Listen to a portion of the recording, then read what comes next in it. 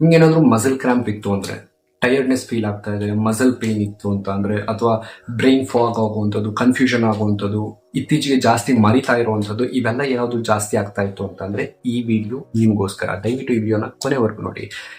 ಈ ಎಲ್ಲದಕ್ಕೂ ಕಾರಣ ಮುಖ್ಯವಾಗಿ ವೈಟಮಿನ್ ಡಿ ಮತ್ತೆ ವೈಟಮಿನ್ ಬಿ12 ನ ಡೆಫಿಷಿಯನ್ಸಿ ಇರಬಹುದು. ಈ ವೈಟಮಿನ್ ಡಿ ಮುಖ್ಯವಾಗಿ ನಮ್ಮ ಮಸಲ್ಸ್, ಬೋನ್ಸ್ ಅನ್ನ ಸ್ಟ್ರೆಂತ್ ಮಾಡುವಂತಹ ಅಥವಾ ನಮ್ಮ ಇಮ್ಯುನಿಟಿಯನ್ನು ಬಿಲ್ಡ್ ಮಾಡುವಂತಹ ಕೆಲಸಗಳನ್ನ ಮಾಡುತ್ತೆ. ಯಾವಾಗ ಇದರ ಡೆಫಿಷಿಯನ್ಸಿ ಕಾಣಿಸ್ಕೊಳ್ಳುತ್ತೆ ಆಗೆಲ್ಲ ನಮಗೆ ಸುಸ್ತಾಗುವಂಥದ್ದು ಅಥವಾ ಇಮ್ಯುನಿಟಿ ಕಡಿಮೆ ಆಗೋದು, ಮಸಲ್ ಕ್ರಾಂಪ್ಸ್ ಬರುವಂಥದ್ದು ಅಥವಾ ಮಸಲ್ ಪೇನ್ ಆಗುವಂಥದ್ದು, ಸೆಡೆಂಟರಿ ಲೈಫ್ ಸ್ಟೈಲ್ ಇದ್ರೂ ಕೂಡ ಮಸಲ್ ಪೇನ್ ಆಗುತ್ತೆ. ನೀವೇನೋ ತುಂಬಾ ದೊಡ್ಡ ಫಿಸಿಕಲ್ ವರ್ಕ್ ಮಾಡಿದ್ದೀರಿ ಅನ್ನೋಷ್ಟು ಪೇನ್ ಆಗ್ತಿರುತ್ತೆ.